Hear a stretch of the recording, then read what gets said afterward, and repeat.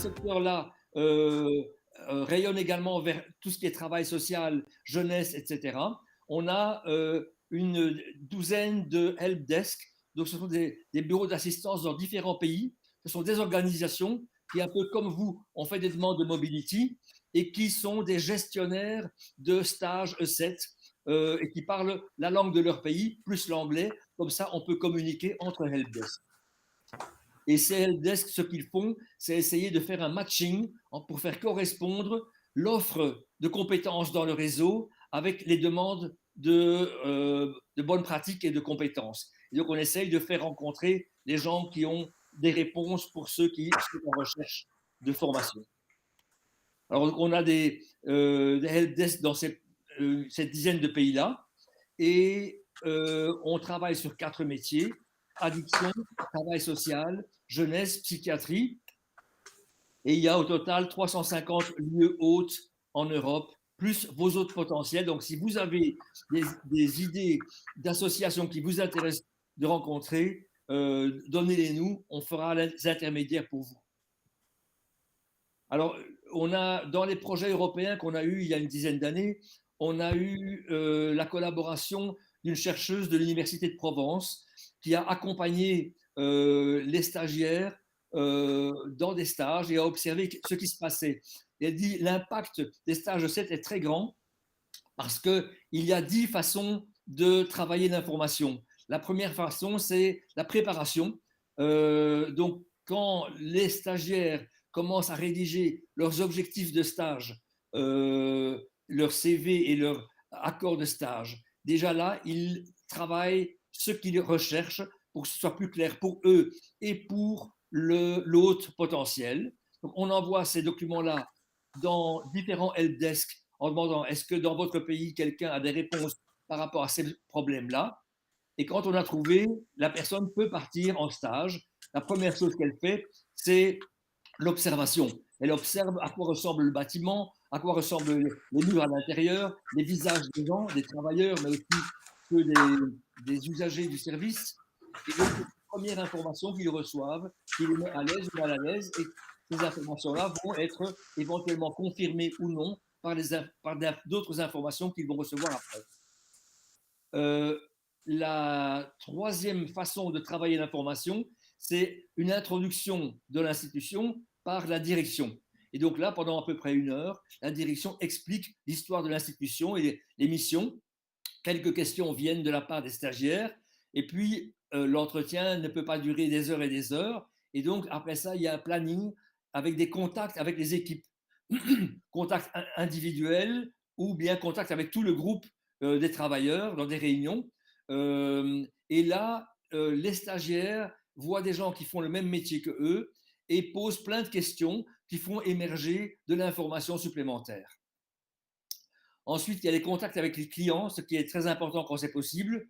De nouveau, les clients vont parler des services qui sont offerts, mais avec leurs témoignages et leurs mots. Et ça peut tout à fait compléter et confirmer ce qui est dit par les professionnels. Ensuite, en 6, il y a les contacts informels. C'est ce qui se passe pendant les breaks, pendant les repas. Souvent en 2 par 2, on pose encore des questions ou de l'information vient encore compléter ce qui a été dit avant. Alors après ça, il y a les moments d'expression. En soirée et en fin de stage, il y a les débriefings où on fait un peu le bilan de qu'est-ce qui a été abordé, qu'est-ce qui n'a pas encore été abordé et questions qui restent. Il y a la partie dialogue entre stagiaires. Ça, c'est surtout fort au moment du retour dans l'institution, à l'aéroport au retour. Il y a une agitation entre les stagiaires qui se préparent en disant mais moi, je vais préparer une réunion avec la direction. Ah, ben moi, j'y viens aussi, mais je prépare un PowerPoint. L'autre prépare une réunion avec l'ensemble du personnel. Donc, ils se préparent pour redonner, disséminer dans leur organisation ce qui a été appris, découvert pendant le stage. Et enfin, il y a compléter le dossier de stage, on le verra, avec des idées fortes et des bonnes pratiques. Et enfin, après le retour, il y a tout ce qui est la dissémination interne dans l'organisation, mais la dissémination aussi externe par votre site web, par les plateformes, les réseaux sociaux. Donc pour l'Europe, pour l'Union européenne, c'est important qu'il y ait la plus grande dissémination possible après le retour, pour que ce ne soit pas juste des acquis de connaissances pour vous, mais pour les collègues et les confrères dans d'autres organisations également. Donc, c'est ce que l'Europe appelle la qualité. C'est comment, pour 100 euros qu'eux investissent, il peut y avoir éventuellement 200 ou 300 euros d'impact après le retour. Ça va jusque-là? Alors, on a travaillé également avec une autre université, l'université de Gand, qui a suivi 76 stagiaires sur une période de 2 ans. Et ils ont comparé ce que les stagiaires avaient donné comme... attendez un petit peu que je vois bien ici. Oui, voilà, voilà, vous êtes bien dessus. Vous êtes si silencieux que je me demandais si vous m'entendiez encore. Donc, sur les 72 objectifs d'apprentissage qu'il y avait, 87% des stagiaires ont dit j'ai atteint mes objectifs d'apprentissage. Alors, c'est super, mais est-ce que ce que vous avez vu à l'étranger est transférable? Est-ce qu'il peut y avoir un impact concret sur votre lieu de travail? 86% ont dit oui. Donc ça semble être très, très positif, ainsi que le rapport coût-bénéfice en général qui était de 92%. Et puis, 3 ans plus tard, on a recontacté 20 stagiaires qui avaient fait 3 stages et on leur a demandé, mais est-ce que vous, 3 ans plus tard, pouvez-vous dire que depuis ces stages-là, vous pensez et vous parlez différemment? Et 18 sur 20 ont répondu oui avec des exemples concrets. Et puis on leur a dit, c'est bien, super, est-ce que ça vous a également aidé à changer la façon de travailler? Et 17 sur 20 ont dit oui avec des exemples concrets. Et donc, ça, pour nous, ça montrait l'efficacité de la méthode. Et alors, suite à cela, nous avons reçu plusieurs prix au niveau international, 2 prix prestigieux en Grande-Bretagne, dont le Peer Awards for Excellence en 2014. Donc là, on a été confronté à des très grosses organisations comme British Gas et comme Bank of Scotland et d'autres grosses organisations. Et notre manière de travailler la formation était considérée comme très originale et très pertinente. Et donc, on a reçu 2 prix là-bas. On en a reçu également 2 en République tchèque, un en Pologne et 2 en Belgique. Voilà pour la méthode Ecett. Est-ce que vous avez des questions déjà par rapport à cette méthode Ecett ou est-ce que ce que j'ai pu dire était clair pour vous? Claire. Ok. Merci. Je vois que Audrey a rejoint et je vois qu'il y a Colline Oui. Olam qui a rejoint également. C'est super. Vous m'entendez? Bonjour. Je vous entends, Colline, oui. Oui, je suis désolée, j'ai rejoint tardivement parce que j'ai eu un souci de connexion et donc j'ai raté une partie de votre exposé. J'en suis vraiment désolée et du coup, j'ai une question qui peut-être, est un peu à côté. En ce qui concerne le suivi des stagiaires, est-ce qu'on a du coup une institution, je pense en particulier à la préparation, Voilà. à disséminer l'info dans l'organisation? Est-ce qu'il y a une équipe de formateurs, formatrices pour C'est une accompagner? très bonne question. Donc, au fond, nous, Ecett, on va être votre service d'accompagnement pour vous aider à mettre tout le système en route. Pas seulement pour faire votre dossier, mais pour préparer les premiers stages. Et après ça, quand on vous a aidé à préparer et accompagner les premiers stages, vous pouvez décider, ça va, maintenant on a compris, on va accompagner nous-mêmes les stagiaires suivants, ou alors vous demandez à Ecett de le faire, et là on vous expliquera, alors vous payez une quote-part pour l'accompagnement fait par Ecett. Est-ce que c'est clair pour vous? D'accord, donc en fait, nous accompagne à trouver les bons interlocuteurs pour. Absolument, D'accord, absolument, super. Ok, absolument. ça marche. Merci beaucoup. Je vous en prie. Est-ce qu'il y a d'autres questions? Est-ce que j'ai l'impression qu'on a encore perdu quelqu'un, mais je ne sais pas très bien, peut-être pas. Et Audrey, où travaillez-vous? Vous savez activer votre micro? Voilà, où travaillez-vous? Apparemment, on ne vous entend toujours pas. Il y a un problème de micro, oui.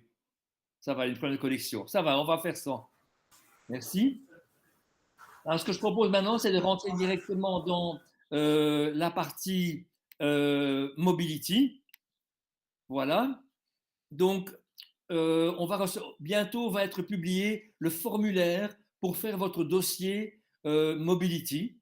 Donc ici, on est entre francophones belges. Je crois qu'il n'y a pas de personnes, des Français connectés pour le moment. Sinon, eux devront s'arranger avec l'agence Erasmus Plus France, là où les Belges, on se connaît, on téléphone à Erasmus Plus Belgique pour avoir parfois des détails supplémentaires. Euh, et donc, nous, ce qu'on propose, ce sont des stages de 2 à 5 jours parce que le public qui va apprendre, ce seront des adultes entre 20 et 65 ans et qui ont des responsabilités familiales ou des responsabilités professionnelles qui font qu'ils ne peuvent pas faire des stages de 1 mois ou plus. Donc, on propose des stages courts, mais on va le voir, des stages très, très bien préparés pour que les plannings soient très efficaces. Alors, ici. Voilà, donc mobility, c'est pour la formation non formelle. Donc ça veut dire les formations formelles, c'est ce qu'on fait dans les universités quand il y a un présentateur ex cathedra. La formation non formelle, c'est par exemple les observations sur le terrain, les stages d'observation sur le terrain. Et le Mobility Erasmus+, c'est destiné à l'éducation des adultes, mais on peut aussi le faire pour le secteur jeunesse ou pour les VET, mais dans notre cas, c'est éducation des adultes. Et quand on dit éducation des adultes, ce n'est pas, attention à la confusion, ce n'est pas la formation de vos collègues adultes, c'est formation de vos travailleurs qui eux-mêmes s'occupent d'adultes, adultes usagers de services chez Thaïs, adultes usagers de services chez les infirmiers de rue, adultes chez Phoenix par exemple. Donc, dans le questionnaire, il faudra faire bien attention quand il demande combien de personnes voulez-vous envoyer, combien d'adultes en formation. Quand il pose cette question-là, c'est combien de vos usagers de service. Et par contre, quand il demande combien de professionnels partent, ça, quand il parle de professionnels ou de personnel, c'est vos collègues et vous-même. Les pays concernés, donc c'est tout ce qui est l'Union européenne, plus la Norvège, l'Islande, etc. Alors, que paye Erasmus+? Il paye pour le transport international, on va voir ça, pour le logement, la subsistance, les transports locaux, et également pour le support organisationnel, on va voir ces 3 postes-là. Alors, pour le financement des frais de transport au niveau international, il fonctionne par tranche. La plupart des voyages se font dans la tranche 500 à 2000 km, la plupart. Donc, quand c'est en France, en Belgique, en Espagne, etc., en Italie, en général, c'est cette tranche-là. Et donc, il paye 275 € par voyage, aller-retour. Et avec les compagnies à bas coût, on s'en sort assez facilement dans des sommes inférieures à 275 €. Et si vous faites le voyage en train, par exemple, ce qu'ils appellent, eux, les transports verts, et donc, par exemple, au lieu d'aller à Bordeaux en avion, vous allez à Bordeaux en train, ils payent alors jusqu'à 320 € pour l'aller-retour. Et quand c'est au-delà de 2000 km, vous voyez, on passe à 360 € ou davantage en fonction de la distance. Ensuite, il y a les forfaits journaliers. Donc, ça, c'est ce qu'on vous paye pour chaque journée passée à l'étranger. Et donc là, il y a 3 groupes de pays. Le groupe numéro 1, c'est les pays du Nord, la Scandinavie. Ce sont les pays les plus chers. Et donc, vous voyez ici, il y a une colonne pour ce qu'ils appellent les adultes apprenants. Eh bien, ça, ce n'est pas vous, ça, c'est vos clients. Est-ce que vous voulez voyager avec vos clients? Jusqu'à présent, chez Ecett, on ne l'a quasiment jamais fait. C'est quasiment toujours des voyages pour le personnel. Et donc, pour le personnel, les taux d'intervention européens sont de 90 à 180 € par journée. Et ça, les pays décident eux-mêmes quel est le taux d'intervention pour les stagiaires de chaque pays. En Belgique, l'AEF, donc Erasmus+, Belgique, a décidé que c'était le montant, le forfait maximum, 180 € par journée pour payer le logement, la nourriture, les transports sur place, le petit cadeau pour l'hôte, etc. Avec ça, on se rend compte dans l'expérience que si on ne prend pas des hôtels chers et si on ne prend pas des restaurants chers, on s'en sort très facilement pour ce forfait-là. En général, il y a même de l'argent qui reste. Et quand il reste de l'argent, on peut l'économiser pour permettre à d'autres membres du personnel d'accompagner dans le voyage. Donc l'AEF, Erasmus+, accepte, si on fait des économies sur certains voyages, d'utiliser cet argent-là pour faire voyager d'autres personnes. Alors, pour le groupe de pays numéro 2, ça veut dire tout ce qui est Belgique, Allemagne, France, Espagne, Italie, etc. C'est de 80 à 160 €. Et de nouveau là, pour la Belgique francophone, et je pense néerlandophone aussi, le taux est de 160 €. Et pour le groupe de pays numéro 3, c'est les pays de l'Est, c'est 140 €. Ensuite, il y a ce qu'ils appellent le support organisationnel. Donc là, ils donnent pour chaque stagiaire, pour chaque stage, 350 € pour les frais organisationnels.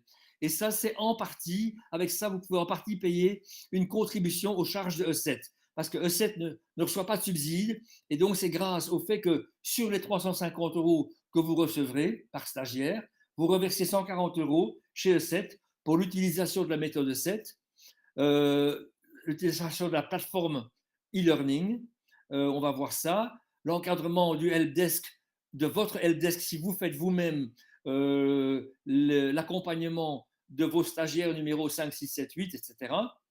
Et pour une réunion de coordination annuelle, on intervient dans vos frais de voyage pour participer à une réunion de coordination entre tous les helpdesks. Est-ce que jusque-là, c'est clair ou vous avez des questions? Oui, Oui, si possible. quelle question? Nous, en fait, on se demandait par rapport à lorsque dans le dossier, il demande combien d'adultes, qu'est-ce qu'on répond par rapport aux usagers? Alors, si vous souhaitez voyager avec vos usagers, vous pouvez dire, Ah, voilà, il y a autant d'usagers du service qui nous accompagneront. Mais d'accord, c'est ça. Et au fond, ce qu'il y a, c'est que comme Ecett fait des stages très forts centrés sur des échanges de pratiques concrets entre professionnels, c'est parfois difficile que vous soyez disponible pour vos usagers pendant que vous êtes occupé avec les professionnels de l'organisation hôte. Mais d'accord, vous pouvez décider que, avec l'organisation hôte, que pendant, je dirais, je pense par exemple au cas de communauté thérapeutique, où elle pourrait dire, eh bien, le personnel va rencontrer du personnel de l'organisation hôte et les 4 ou 5 stagiaires belges qui accompagnent seront pris en charge par la phase communauté ou la phase réinsertion. Et donc, les professionnels belges ne devront pas s'occuper pendant ce temps-là des apprenants adultes. d'accord, Okay. merci. Alors ici, ça c'est le dossier. Le dossier de candidature, au fond, la partie gauche en blanc, c'est la partie pour laquelle on ne peut pas répondre à votre place. Donc, Georges, une petite question. Est-ce que tout le monde voit le partage que tu... non, c'est pas vrai. C'était pas partagé. Attention. Oh là là là là là Non, là. non, non, non, non, parce qu'on entend bien et on a les chiffres. Et moi, je connais. Heureusement que Mais tu me le dis. C'est très voilà. dommage que j'ai loupé l'opération. Oui, et donc pour la suite, c'est bien, effectivement. Parfait. Je crois que ça. Je pourrais si vous mettez votre adresse mail dans le chat, je prendrai toutes les adresses mail pour vous envoyer le PowerPoint que j'ai utilisé. Oui, mais attention que là, tu es sur une page générale, hein, pas sur Oui, le. c'est Voilà. ça. Ah, ok, parfait. Merci. Merci François. Donc, mettez bien dans le chat vos adresses mail, comme ça je vous enverrai le PowerPoint où on parle de Ecett et le PowerPoint sur Mobility où on est maintenant. Alors, l'organisation candidate, ça c'est donc toutes vos références internes, donc quelle est la personne de contact, le numéro de téléphone, etc. Puis il y a votre background, c'est donc quel est votre contexte de travail. c'est présenter un peu l'historique de votre institution et les missions. Et ensuite, il y a la partie 3, ce sont vos objectifs en tant que direction de l'institution. Donc, ce ne sont pas les objectifs individuels de chaque stagiaire, ça va être vous, en tant que soumissionnaire d'une demande mobility, quels sont les objectifs stratégiques de votre organisation pour lesquels des stages E7 pourraient être utiles.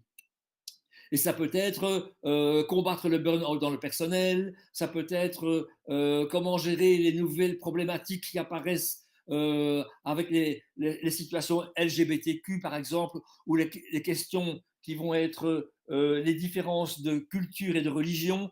Donc, la direction peut, à un moment, pointer 5 ou 10 objectifs stratégiques et dire, eh bien, les stagiaires partiront pour au minimum 1 ou 2 de ces objectifs stratégiques-là. Et enfin, dans la question 4, désolé, la question 4, c'est votre plan d'activité, c'est combien de stagiaires voulez-vous envoyer? Donc, il propose une période de 1 an à 18 mois. Nous vous conseillons 18 mois parce que pour mettre la machine en route, ça prend un peu de temps pour que vous et vos travailleurs, qu'on ait sélectionné les travailleurs, que tout se mette en route. Ça prend en général 4 à 5 mois. Donc, on vous propose de prendre 18 mois. Vous êtes alors plus relax pour faire tous vos stages. Vous pouvez en choisir 15, 20 ou 30 si vous voulez. Le nombre de jours de stage, on vous conseille 2 ou 3 jours, plus le voyage aller et le voyage retour qui sont des jours supplémentaires. Et après ça, il y a un chapitre qui s'appelle les standards de qualité. Ça, dans la demande que vous faites maintenant, vous ne devez pas répondre. Simplement, c'est une grosse tartine qui explique en quoi, comment Erasmus+ voit la qualité. Et donc, c'est un petit peu un message où on vous demande de faire un effort pour coller à leur standard qualité. Vous devez simplement dire que vous l'avez lu et que vous ferez votre possible pour coller à ces standards qualité. Par contre, la question suivante, c'est ce qu'ils appellent le follow-up. Et là, ce sont 8 questions concernant comment vous allez accompagner personnellement chacun de vos stagiaires. Et c'est là que Ecett peut beaucoup vous aider pour les réponses. Je dirais pour la colonne de droite, les numéros 5 et 6, chapitres 5 et 6, là, Ecett a beaucoup, la méthode Ecett va vous permettre de répondre à beaucoup de choses. Alors, qui fait quoi? L'organisation candidate complète le formulaire Erasmus+, on va y revenir. Erasmus+ finance le voyage. Alors, votre agence Erasmus+ en Belgique, c'est l'AEF, Agence Éducation Formation, AEF. Et si vous faites sur Internet AEF Erasmus+, vous allez tomber tout de suite sur leur site. Et là-dedans, vous verrez qu'ils proposent soit tout ce qui est jeunesse, BIGE, ou tout ce qui est AEF. Vous cliquez sur AEF et leur site est assez bien fait et vous aurez les personnes de contact quand éventuellement je ne peux pas répondre à une question. Vous pouvez demander, ils ont 5 ou 6 personnes là de contact qui aident très bien, qui sont très claires. Alors, qu'est-ce que fait Ecett-Networks? On fait la formation et le coaching des helpdesk. Si vous-même, vous décidez d'être helpdesk pour certains de vos collègues, ou si vous demandez à Ecett de faire nous-mêmes helpdesk pour chacun de vos collègues, il n'y a pas de problème. Mais alors, c'est les 140 € de frais organisationnels plus 70 € par stage pour que nous accompagnions les gens depuis la phase de préparation, donc quelques mois, 2-3 mois avant le départ, jusqu'à la phase finale, évaluation, idées fortes et bonnes pratiques. Alors, on accompagne complètement. On offre une méthode pédagogique qu'on a mis en place et la plateforme e-learning que je vous montrerai également. Et on a donc un service de plus de 300 organisations hôtes. On va pouvoir voir ça tout à l'heure aussi. Les apprenants, eux, doivent compléter leur dossier de stage sur la plateforme e-learning et les institutions hôtes accueillent les apprenants. Alors ça, ce n'est pas nécessaire maintenant pour nous. Alors oui, vous allez voir bientôt les formulaires Erasmus+. Je ne sais pas si ici, oui, on va voir si c'est déjà... ah non, il ne veut pas encore. Je vais ici, on va vous communiquer le lien dès que l'Europe aura publié les documents, les formulaires de candidature. En attendant, on vous aidera en vous envoyant le formulaire PDF du formulaire de candidature. Et là-dessus, vous pouvez commencer déjà maintenant, en décembre, à préparer toutes vos réponses. Vous n'auriez plus qu'à faire un copier-coller dès que les formulaires en ligne seront publiés. Et alors ici, voilà. Alors, on vous donnera également le lien de nouveau grâce aux adresses email que vous me mettrez dans le chat. Je pourrai vous contacter pour vous donner le guide du programme Erasmus dans lequel il y a les pages 126 à 142 qui concernent l'éducation des adultes. Et ça, c'est intéressant de le lire. C'est bon donc de nous contacter nous-mêmes pour qu'on vous suive. Contactez les organisations hôtes de vos stagiaires. Ça, on vous aidera à trouver des organisations hôtes. Et puis, compléter le formulaire de candidature. Voilà. Et donc, la date limite, je dois le dire, au fond, c'est le 23 février 2023. Donc, le 23 février à midi, c'est la date limite pour introduire votre formulaire en ligne. Donc, c'est bien de commencer à travailler sur votre formulaire en décembre, sur le PDF. En janvier, vous ferez la suite. Et comme ça, vous serez prêt pour février. Ça ne demande pas du tout un job à temps plein. C'est, je dirais, quand on est à l'aise avec les outils, je pense que si quelqu'un qui a déjà fait un dossier Mobility, je pense que en une journée et demie de travail étalée sur les 3 mois, ça fonctionne. Voilà. Voilà, maintenant je vais vous reprendre. Désolé pour le partage d'écran qui n'a pas fonctionné. Est-ce que jusque-là, vous avez des questions?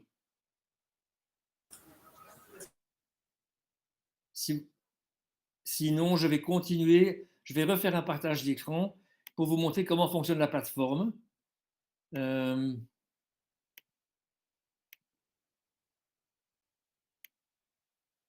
donc, si vous allez sur le site ecett.eu, sur ce site, vous avez des onglets. Et dans le deuxième onglet, qui s'appelle Compagnonnage et e-learning, vous avez ici la plateforme e-learning, qui s'appelle Plateforme Ecett. Vous cliquez là-dessus et vous arrivez à la porte d'entrée de la plateforme. Et là, vous devrez créer votre compte. Ça prend 5 minutes. Et donc, 5 minutes après, vous aurez un message retour avec votre login. Et vous pouvez donc vous connecter.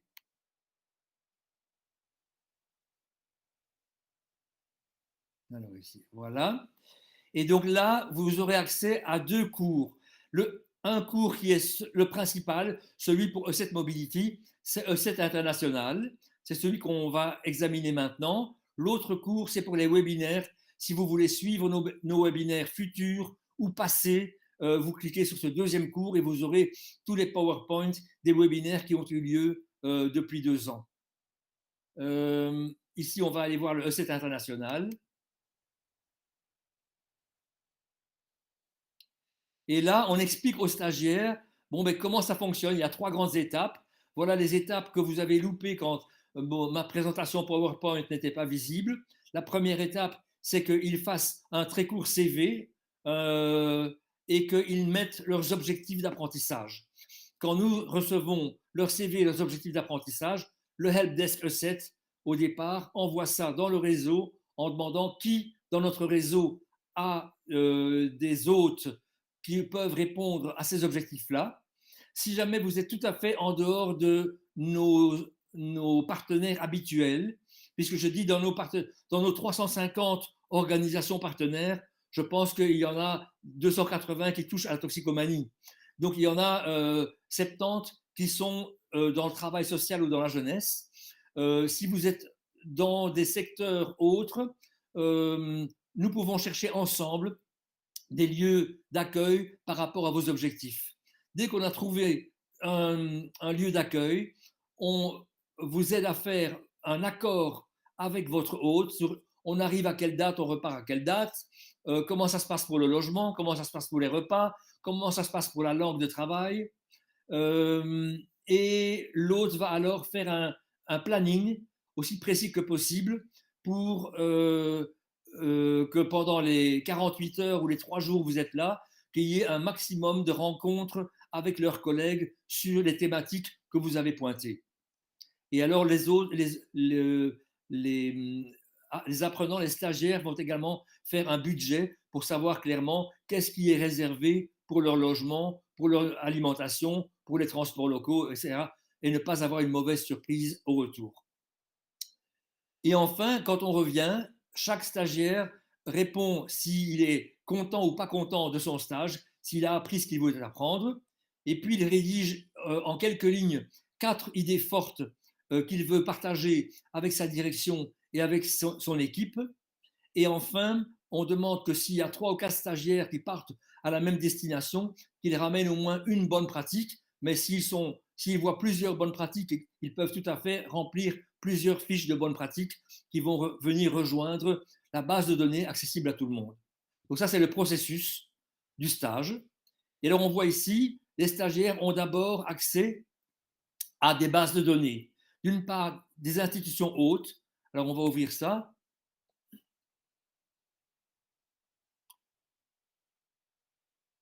Voilà. Alors ici, on a donc une trentaine de pages avec des institutions hôtes. Et là-dedans, on peut faire une recherche par mot. Donc, on peut mettre par, mettons, femme, et on va voir tous ceux. Je ne sais pas, on pourrait peut-être voir si on met femme et. Non, je ne vais pas mettre femme et women parce que ce seront soit en français, soit enregistrer les réglages. Alors, apparemment, femme dans les.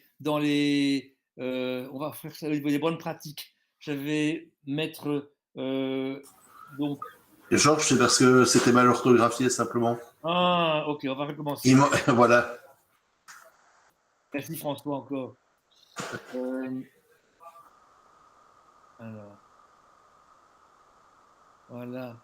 Donc là, ils ont 21 organisations sur 294 qui parlent de l'aspect femme dans leur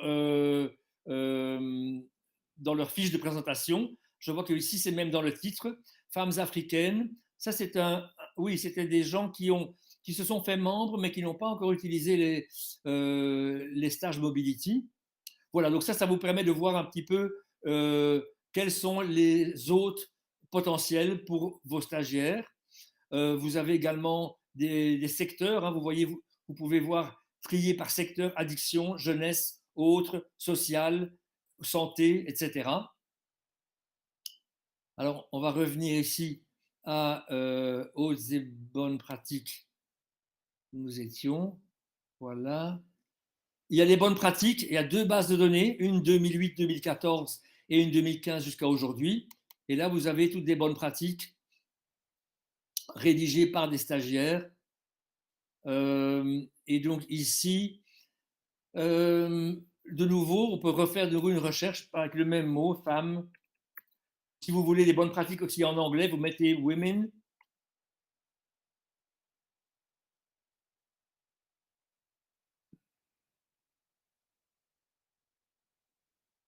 Voilà, donc, et ici, vous avez toutes des bonnes pratiques dans lesquelles le mot femme intervient. Alors, on voit qu'ici, oui, ceux-là, ils ont fait une grosse tartine là qui fait emploi. Parfois, vous verrez, dans toutes ces bonnes pratiques, le terme femme apparaît. Ben, je vois ici, il y a Thaïs qui avait fait une bonne pratique. Et donc, ici, c'est probablement une bonne pratique de présentation de ce que vous faites. Vous êtes allé au CEID, tu crois, Clémentine? Je ne sais pas. Bon. On n'était pas encore là en 2017. Oui. Apparemment, vous avez fait une bonne pratique. Oui, c'est Sébastien. On voit que c'est Sébastien Gigot et à l'époque, nous, on n'était pas encore là. Ouais. Ah, d'accord. Voilà, c'est pour ça. Ouais. Voilà. Et donc, il est allé en France, à Bordeaux, et il a vu des choses intéressantes. Et il a fait une description de ce qu'il a pu voir là-bas. Il a répondu aux questions. Et donc, à la fin de la bonne pratique, avant qu'elle soit publiée, on demande à 2 tuteurs de mettre une cote. Alors, je vois que je n'ai pas le nom du tuteur numéro 1. Moi, j'étais le tuteur numéro 2. Et donc là, on voit qu'il y a une cote attribuée pour voir si est-ce que la personne a répondu à tous les points, à toutes les questions. Est-ce que c'est pertinent par rapport au métier? Est-ce que c'est détaillé et informatif? Est-ce qu'il y a une réflexion critique par rapport à est-ce que c'est transférable chez nous, chez Thaïs, à Liège ou pas? Et puis, au niveau de la langue, est-ce que c'est spécialement important quand c'est écrit par des non-anglophones? Si la bonne pratique est écrite en anglais, ce n'est pas toujours parfait au niveau orthographe, mais il faut que ce soit bien compréhensible. Et en français, il faut que ce soit bon, quoi. Et donc, on met un total et on voit qu'ici, la personne, elle a eu au total 17 points. Et donc, sa bonne pratique a été publiée. Oui, c'est juste, on avait aussi accueilli justement cette association qui venait de Bordeaux à Thaïs Je me via souviens. Ecett. Eux, c'était via Ecett, effectivement. Je me souviens de ça, Oui. effectivement. Voilà. Alors après ça, donc ça peut aider pour chercher des institutions hautes, mais également parfois, on a été demandé par exemple par tout ce qui est le réseau Housing First, qui veulent faire des voyages également dans le cadre logement des personnes qui sont dans la rue. Là, nous devons demander à nos helpdesk étrangers, est-ce que vous avez du Housing First dans votre pays? Pouvez-vous nous donner leurs coordonnées? Et pour qu'on leur demande s'ils peuvent accueillir des stagiaires belges, par exemple. Alors, après ça, il y a l'évaluation. Non, d'abord, il y a le 2. Voilà. Ici, il y a l'accord de stage et le planning et le budget. Et puis, ah oui, je vais encore voir ici simplement objectif. C'est un document important parce qu'il faut savoir ce qu'on recherche pour être content après le retour. Répondre aux questions.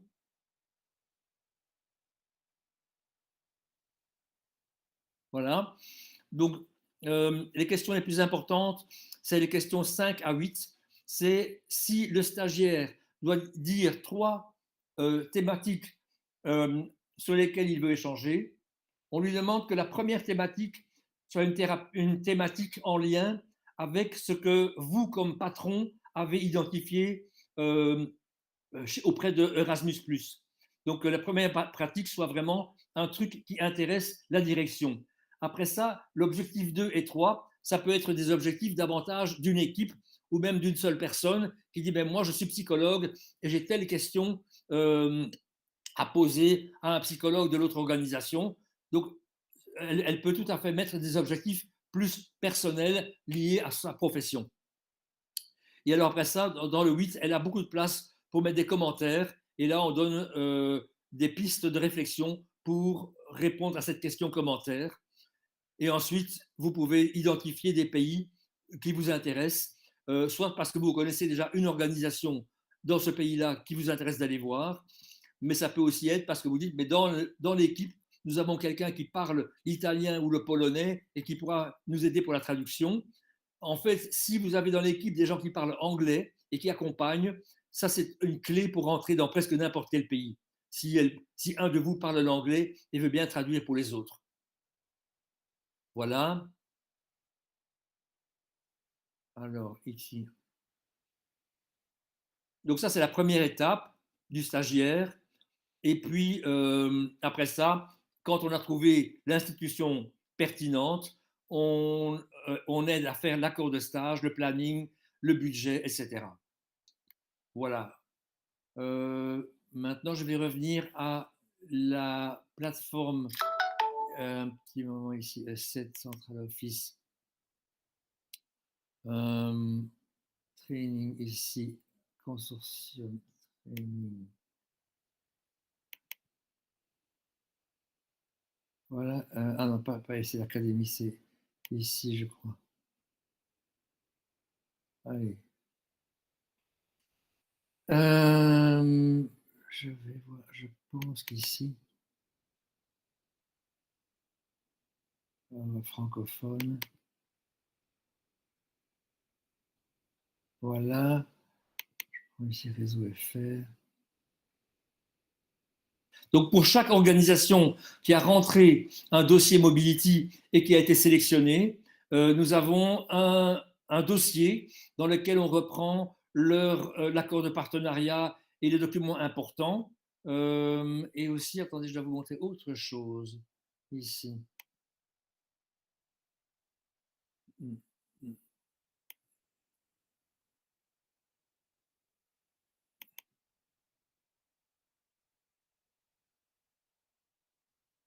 Voilà.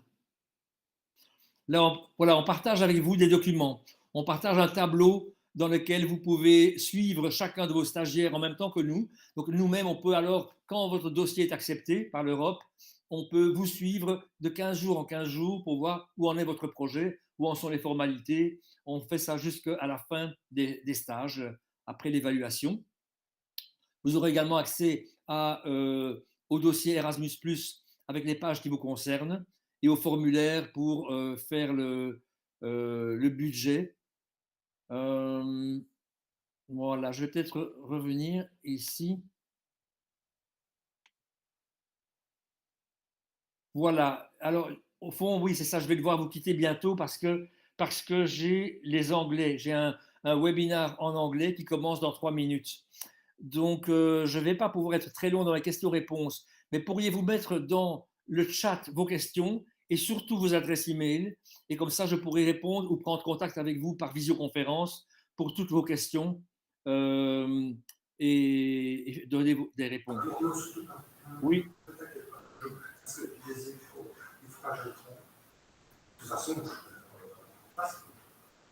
François, c'est toi qui parles parce que je t'entends quasiment pas.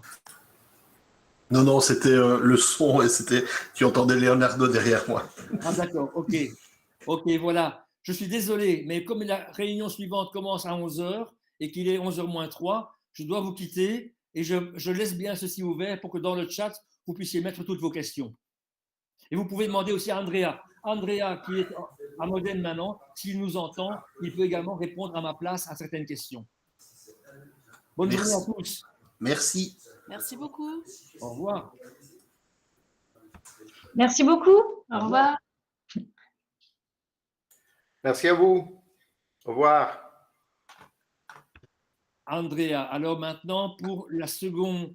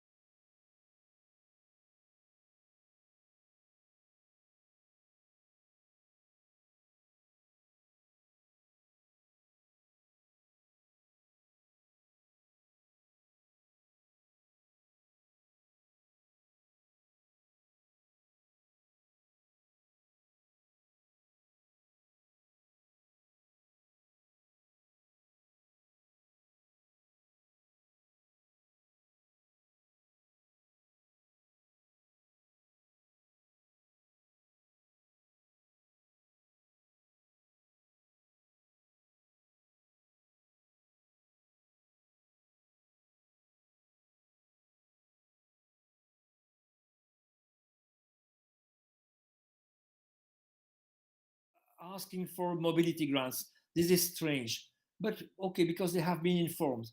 We will make an individual training now. So I will share my screen with you.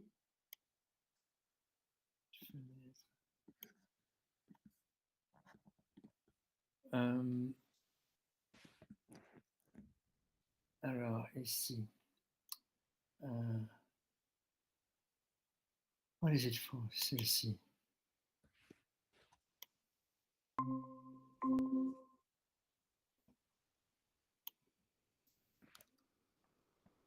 Yes, I will start with some information about Ecett to go fast.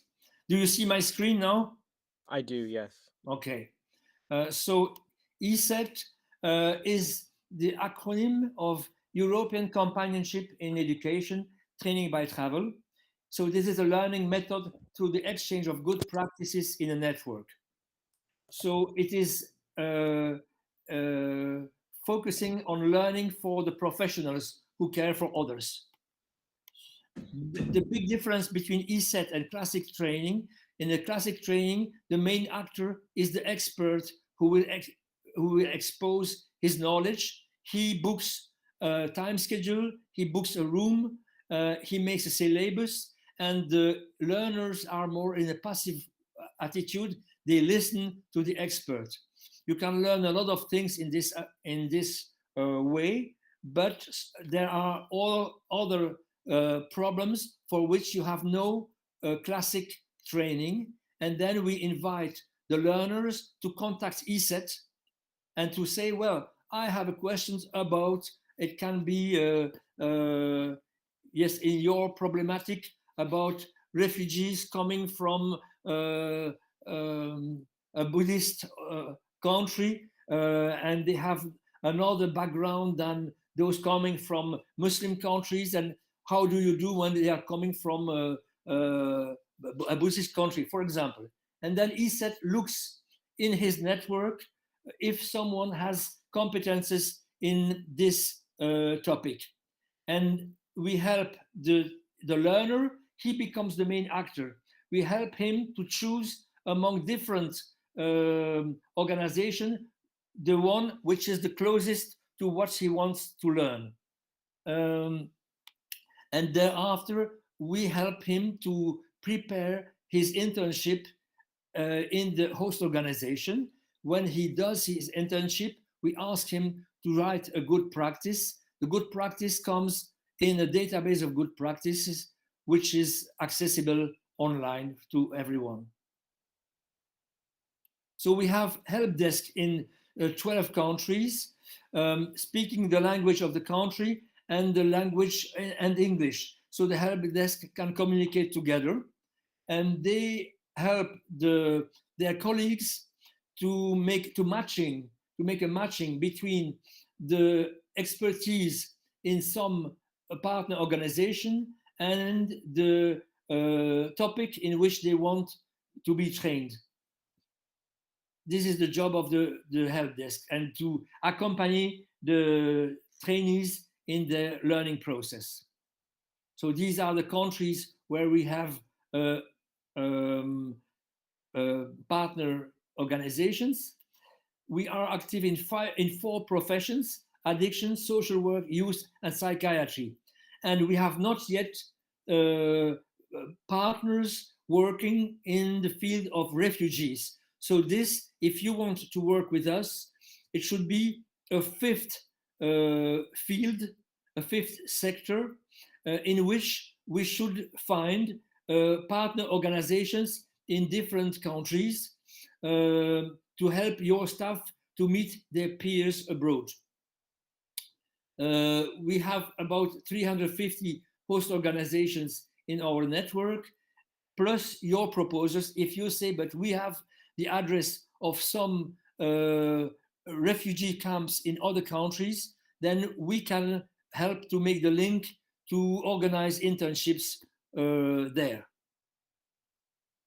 Then we have made research with University of Provence, and they said the efficiency of the Ecett internships is because the trainer, oh yes, they go through 8 different exchange modes, because after having prepared their internship, they arrive in the host organization and they visit the workplaces, and they have non-verbal information about the faces of the clients, the faces of the colleagues, the walls of the organization, and then they have also a meeting with the manager of the organization. He explains the mission and the history of the organization, and then after that they have contacts with the teams. This is very rich, because then the trainees are with their peers and they ask a lot of questions, and these questions help raising information, which is the one that the trainees are expecting. They also have contacts with the clients. They have meetings with the clients, and also informal contacts with clients, with staff members, that also raise other information. At the end of the day, they have, sorry, I put my 2 fingers and I had to put one. Sorry to interrupt you. I had a question.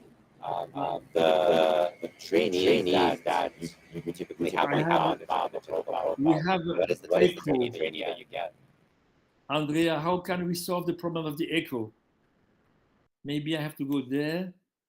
I will close this. This I close here. Information. Well, just a moment. What is it? Maintenant. What is it? Just a moment. I have to solve the problem of the echo.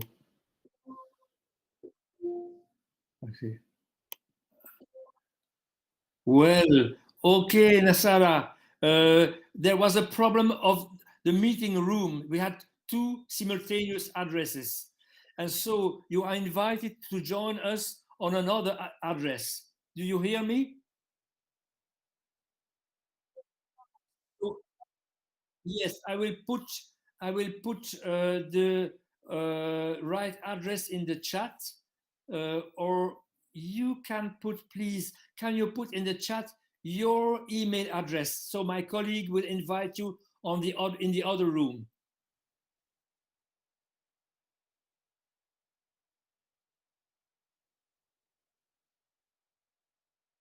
And also the name of your organization.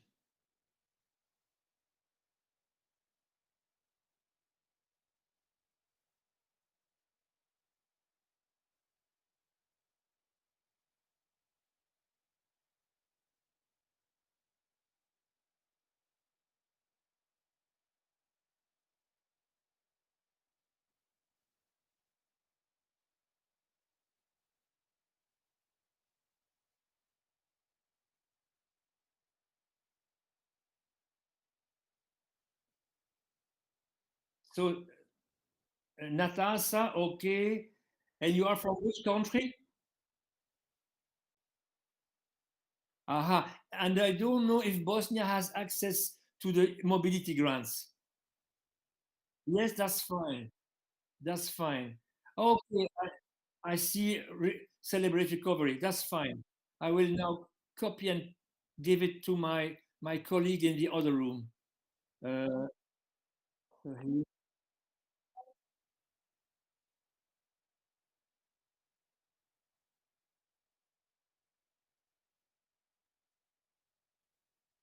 Yes, no problem.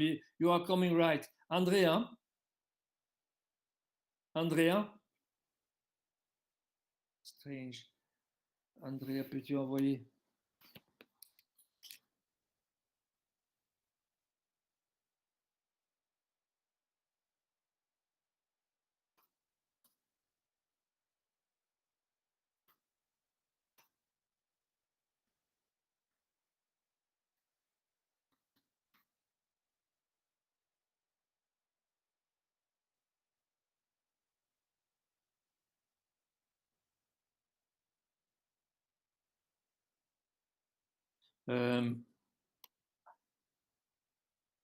Andrea?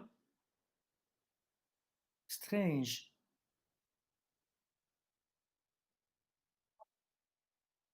Yes. It is strange because I see him, but he.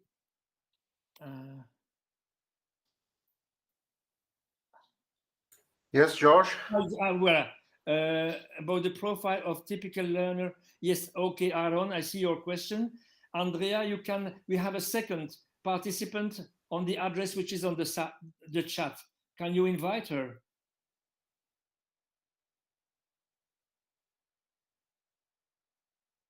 Yes, and the question of Aaron is my question, what about the profile of typical learner in your candidate pool?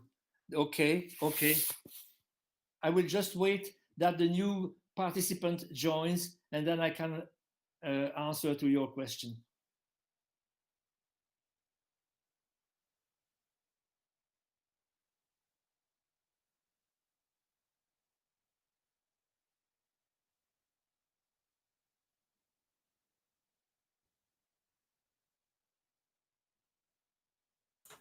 The message has been sent and we are waiting to connect.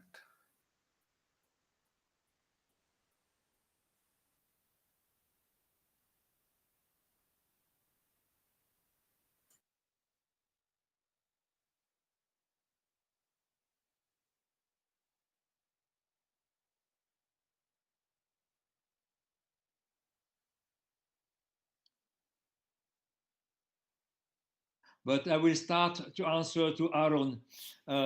So the typical profile for me, our experience is that your colleagues, for example, for second tree, it would be volunteers or other staff members of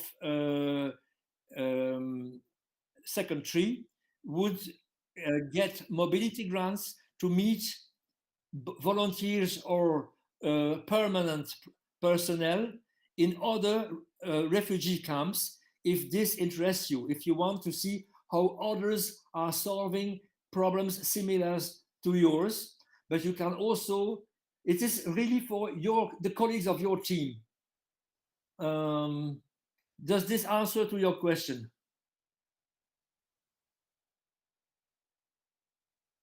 Your microphone is off. Okay. Do you still hear the echo? What? No, we have no more the echo. It's solved now. I just look there. So, Natasha, you received an email from Andrea.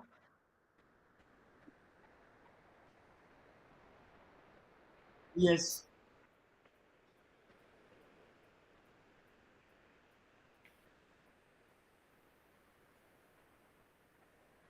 George, please tell her to look also in the spam box because I've sent it twice.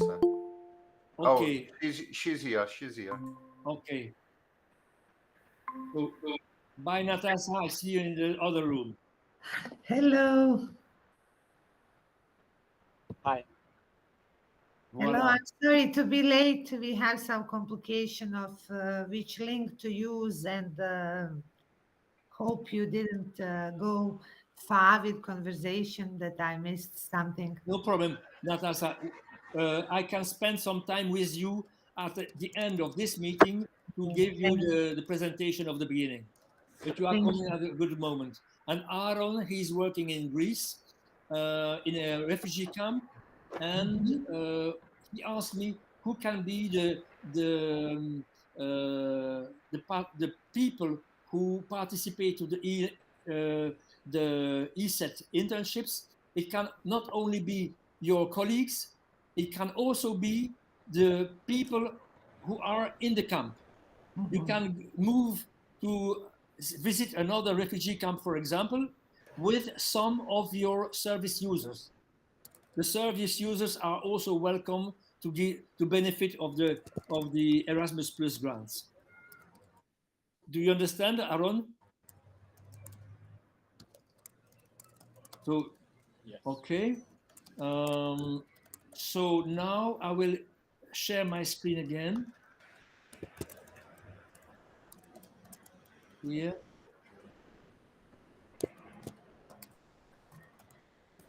I was at the end of the presentation of what is Ecett. What I can again say is that the University of Ghent followed 70 trainees in 2006, 2008, and the University of Ghent, they compared the learning objectives to the evaluation by the trainees, and they said 87% of the trainees said that they have achieved their learning objectives, which was very high. And then we also asked, do you have perspective of impact on your job? And 86% said, yes, we have concrete impact on the job. And 92% said the cost benefit is positive. And then we also contacted 3 years later, 20 trainees who did 3 internships in different countries. And on the 20, 18 said that 3 years later, they were thinking and speaking differently with examples, which was very good. And then we asked, that's fine to speak and think differently, but do you work differently?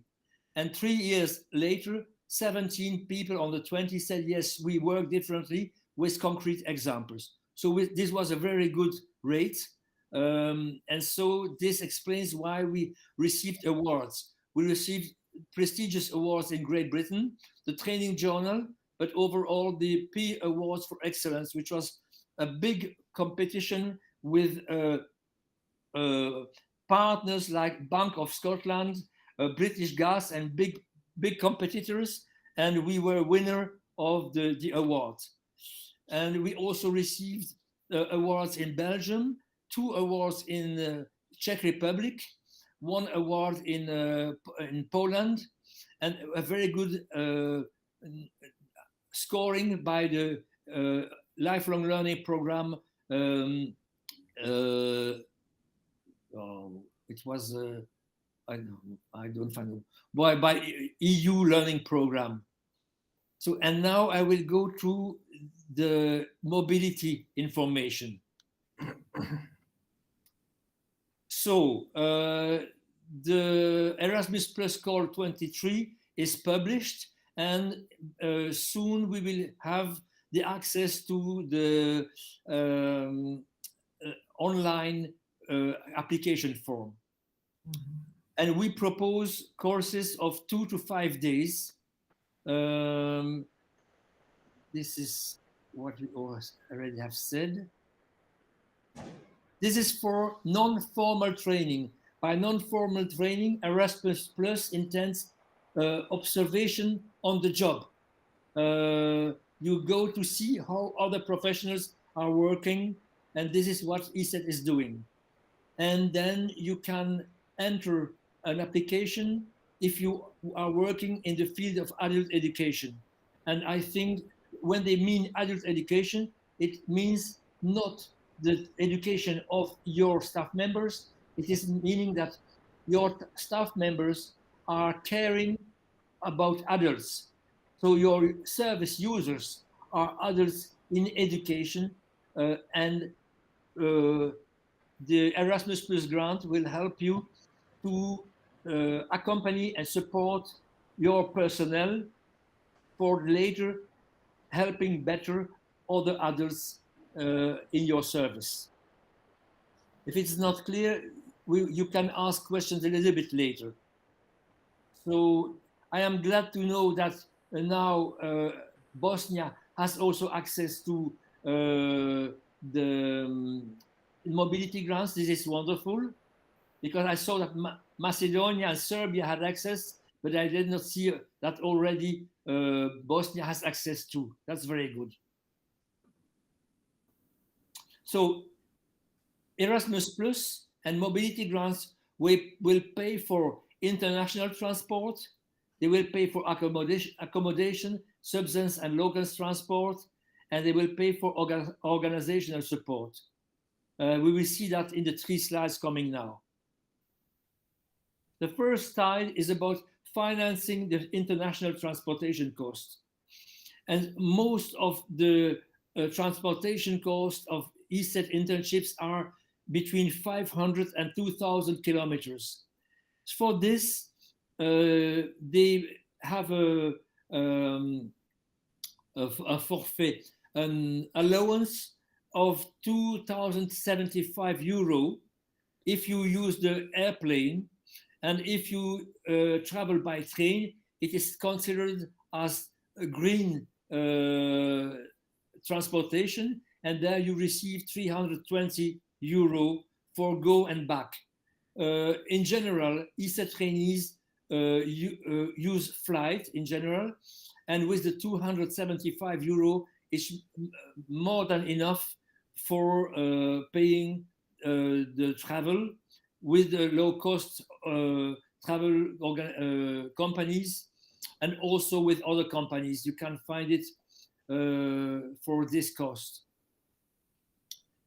If it's over 2,000 kilometers, then it becomes 360 euro. You see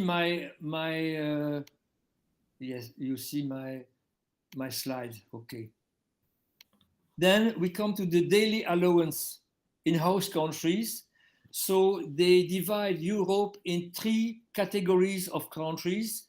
The most expensive countries are Scandinavia. So for the group 1, in Belgium, the allowance of Europe is from 90 to 180 euro for visiting people in North Europe.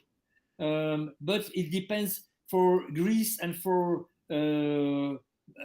Bosnia, you will have to contact your Erasmus Plus agency in your country to ask what is the amount for the allowance, the daily allowance in your country. So this is for bed, food, and local transportation. Maybe it is not the maximum of 180 you will see in your country. Then there is a second category of countries for which the daily allowance is from 80 to 160 euro. And there again, you have to ask to your country, what is the amount of the daily allowance for in your country for visiting countries in the category 2, which is like Germany, Belgium, Spain, Italy, Greece, etc. And then for the visits in Eastern countries like Poland, Bulgaria, etc., which are less expensive than Central Europe countries, it is from 70 to 140 euro. And if you want to be accompanied by people, your service users, then Europe gives an allowance from 35 to 120 euro if you travel with refugees, for example, or beneficiaries of your. It is possible. We can organize this. It would be something new for Ecett, because in the past we had about 1,200 trainings since 15 years. It was only for the personnel. But if you go with your service users, then it will be something new. You have less money, but you have also money for these people. And then you only have to find accommodation solutions which are less expensive, like youth hostels, like Airbnb, etc. Or sometimes also accommodation at the home of the host for a lower price. Then there is one. Oh yes, one slide is missing, but one slide is missing here. It is there a third cost, a third intervention of mobility grants is organizational support. Organizational support, it is 350 euro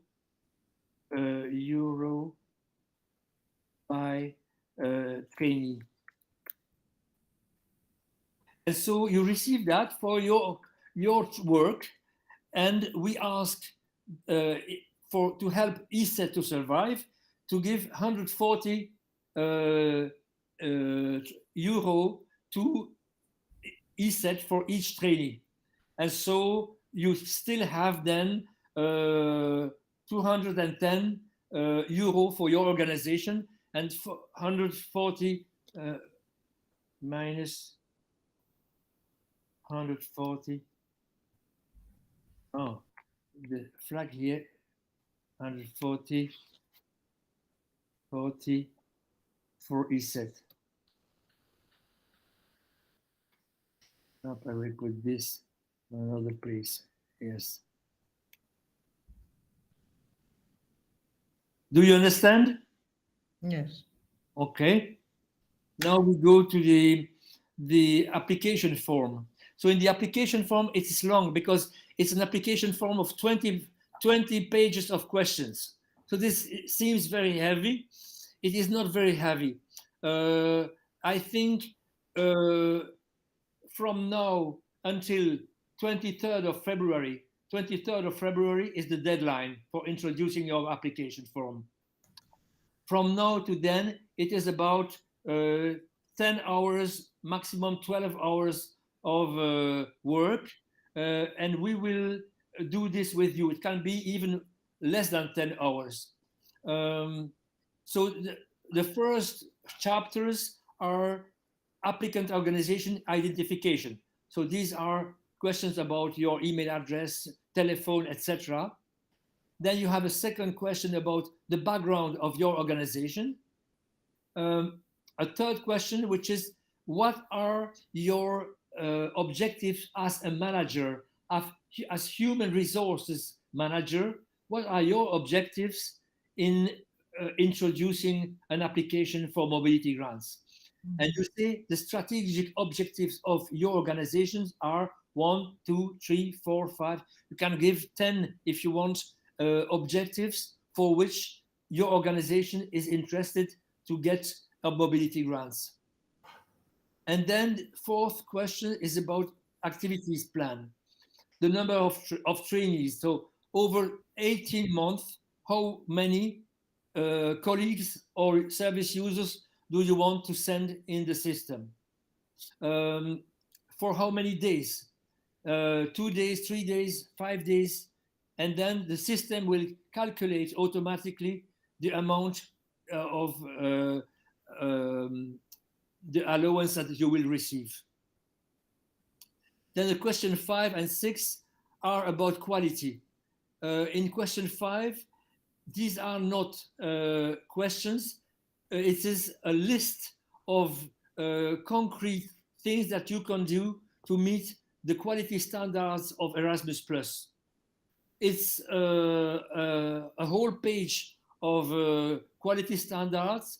You have just to say that you will do your maximum to meet these quality standards. This is for question 5. Question 6, there are 8 questions about follow-up. How will you accompany your staff members in the learning process? And there, in pink, Ecett has very good responses for Europe. So the question 5 and 6, the method of Ecett is an answer to their questions, and we propose you answers that you can give to these 8 questions.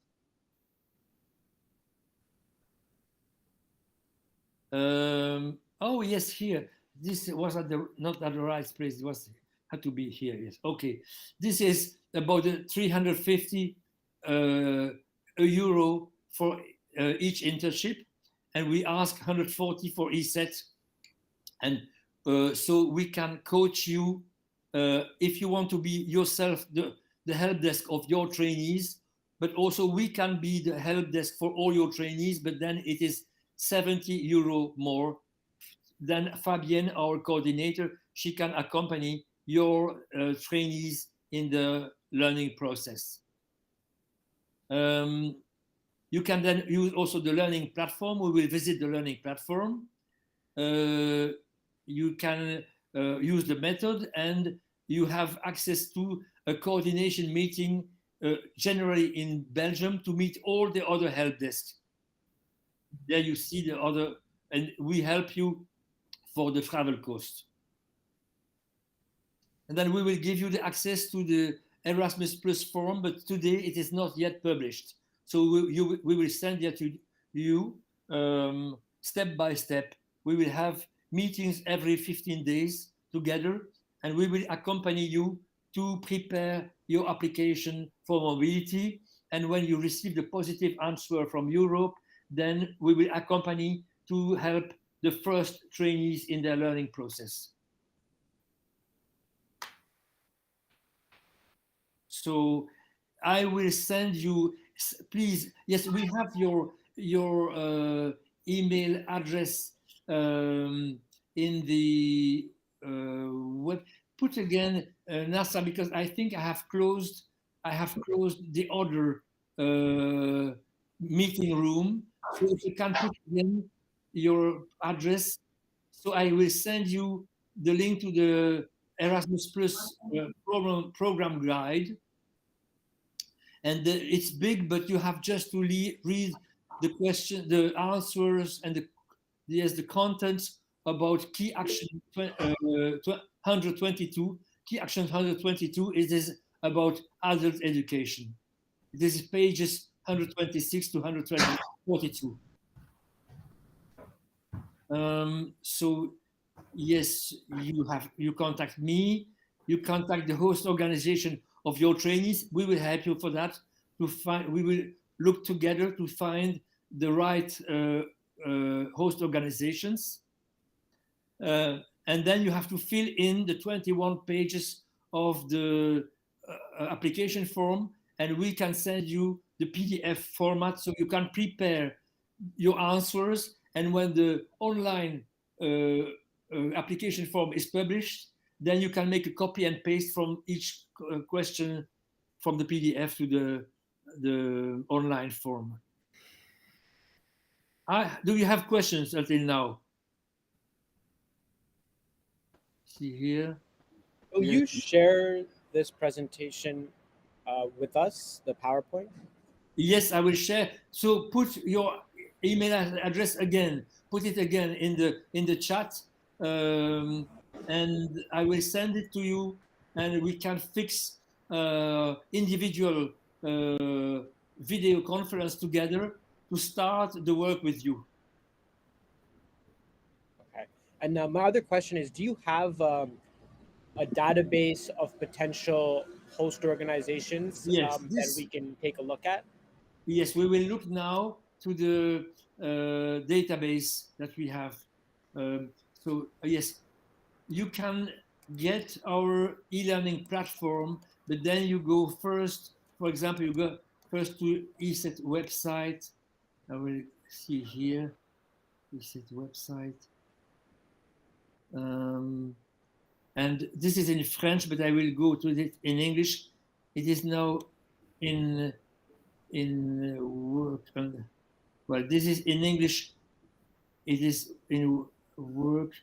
So to get the this is new, so I'm not accustomed to that. This is internships. But Andrea, you can maybe put in the chat also the link to the e-learning platform. Oh yes, you see it should be here. Andrea, can you do that? Put the link to the e-learning platform in the chat. So,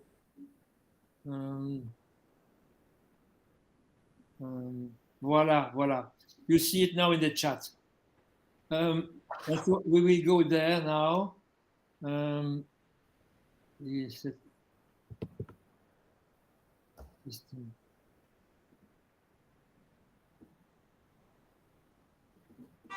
Voila. No. all this is, oh my God. A moment, I have to go back there.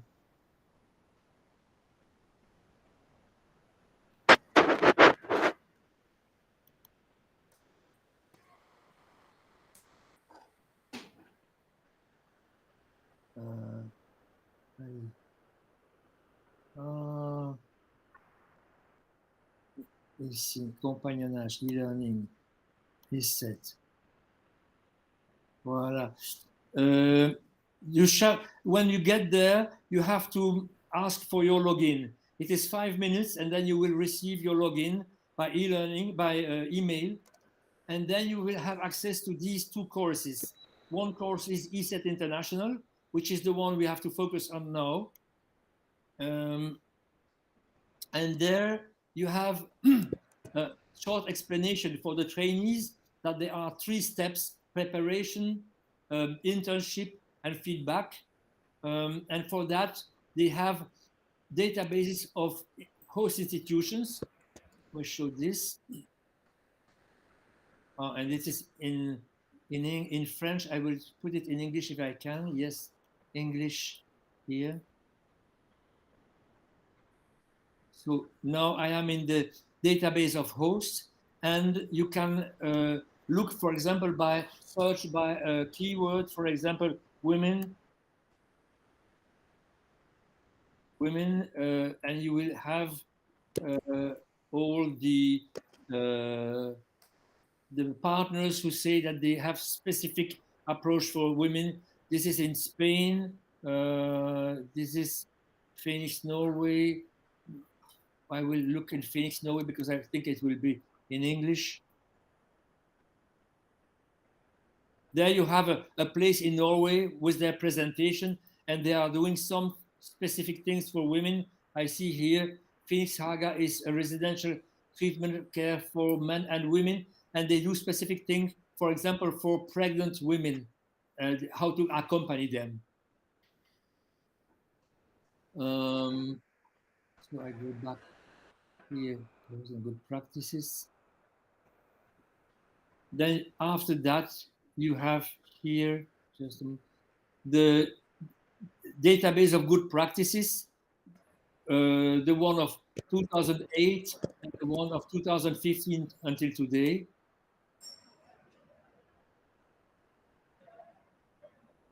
Well, and there again, you can ask with the keyword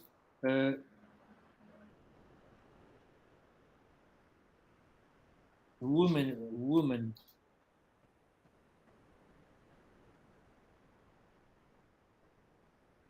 And there you will have all the good practices with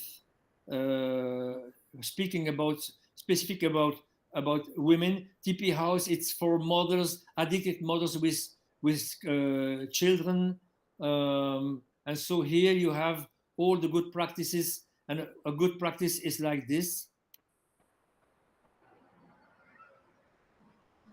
Voilà.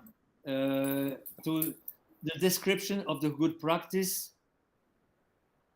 Voilà.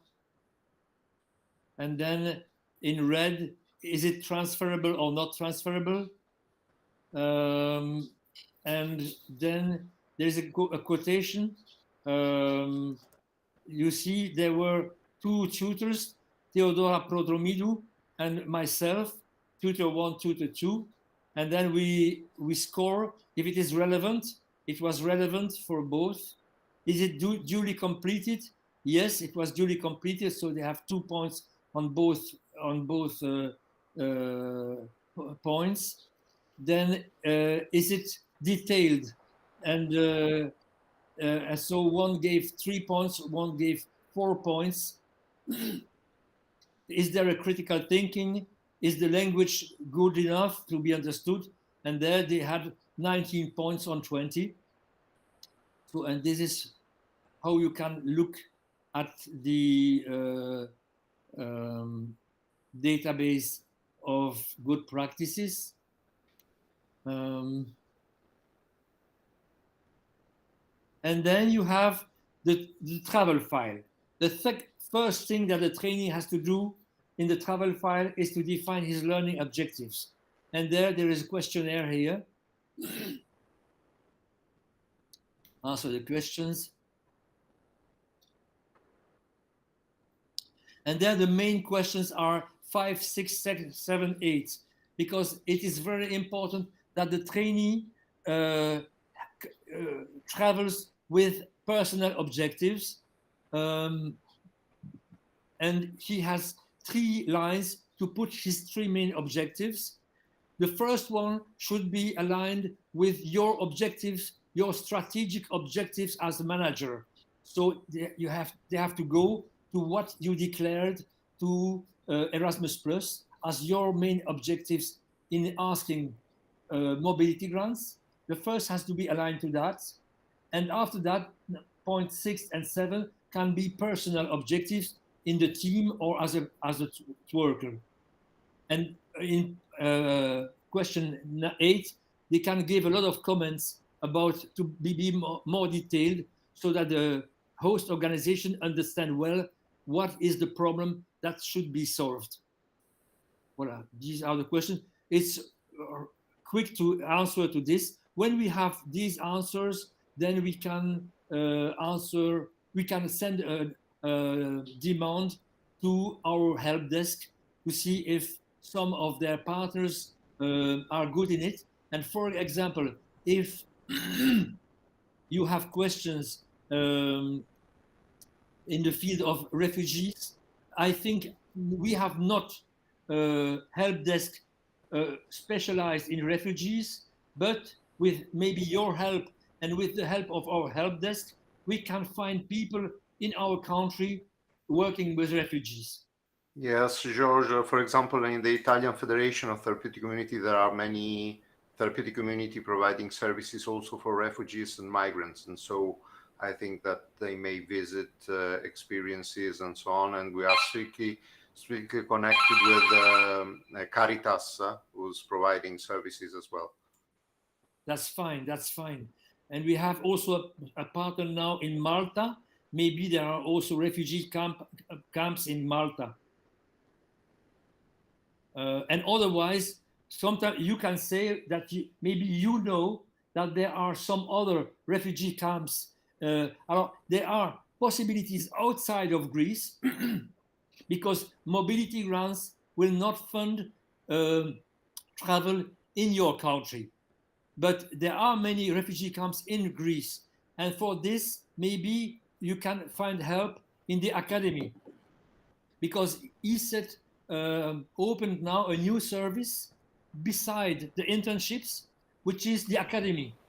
And the academy you don't need, it is online. You don't need an airplane, you don't need accommodation, etc. It is just the time of your practitioner that will share with you his good practice.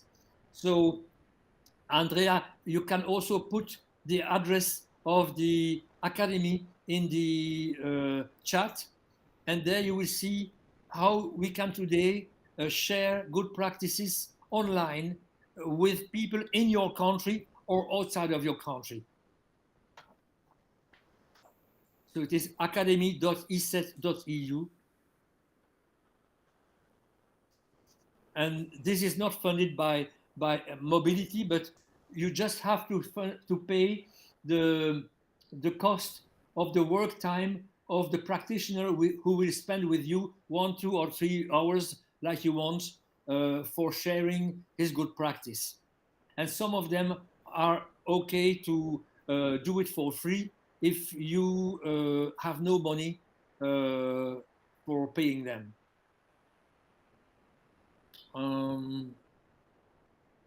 Do you have, I see here, just a moment, Kona has, I will put here,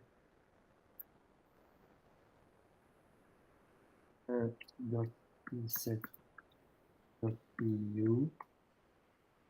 academy, voilà. This is the link to the academy.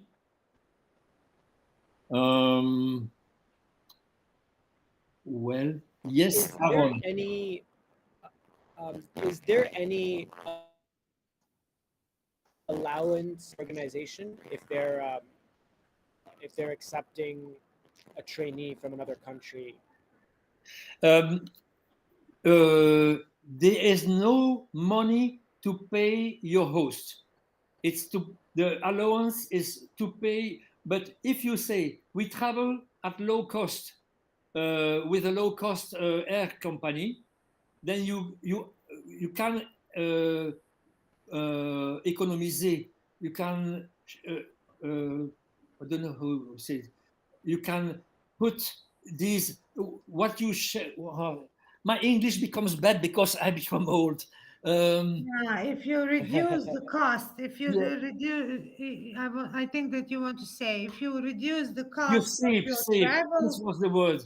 You can save money on your daily allowance. For example, if you take Airbnb accommodation in place of a hotel, or if you go to a youth hostel, or if you find a solution with your host to be accommodated in the house of one of their colleagues, then you save money, and with the money that you save, you can help. You can pay if you want something to the host. Of course, also for the food, for example, you can go. You have money in the daily allowance to go to the restaurant, but if they say no, you can eat with us, then you can say, well, I can pay for that. You use your daily allowance as you want. You use it as you want. They don't ask even tickets for that or invoices. I think if you go to a hotel, it's just useful to have the invoice of the hotel to bring back to your boss. But for food, for local transport, etc., for a cafe that you take, etc., you don't need tickets or invoice. No, normally only boarding passes are required for the accountancy. for travel cost and for accommodation, if you are accommodated in a hotel, as far as I understood. Yeah. Mm. Okay, interesting. And you can also manage, but you have seen that the allowance for the personnel is higher than for the learners. What they call the learners are the refugees in your case, or in the case of Natasha, it's the residents in the TC, for example. These people can join your travel for 2 days or for 5 days. The allowance is lower, but you can use like you want all the allowances of the staff members or of the Let's say beneficiaries. what do you say? Beneficiaries. Yeah, Is beneficiary. the Yes, common name for. yes, for- that's it. Yeah. Is there a typical term for this training? Is it usually 2 days or 5 days or 10 days sometimes? What's your experience? With Ecett, as we work with people between 20 and 65 years old, it can be even more than 65. These people have, in general, family responsibilities or work responsibilities. So we make very short internships of 2 or 3 days. It works very well. It is very efficient. Is that if the trainees write clearly their learning objectives, then the host will make a planning very focused on the objectives. It is very efficient. But if you say no, we can spend more time on the place, we can go with our beneficiaries to the host organization for 5 days or even more. It's up to you. You decide what the people can do. But we know that when you do short internships, it's easier for people who have family responsibilities or work responsibilities. Yes, normally the average duration is 5 days, so 1 week with travel for people with less experience, and a couple of days, 2 or 3 days for people who have more experience, and so they are able to define more precise questions and to define more clearly their learning objectives. So the 5 days is more for take a look of what's happening, doing a full immersion in a community or in a service and so on, and following the colleagues, doing several things, instead of a manager or an experienced trainee want to see specific things, want to increase the quality or improve the services within his or her organization. 2 days or 3 days talking with the right persons are enough. Mhm.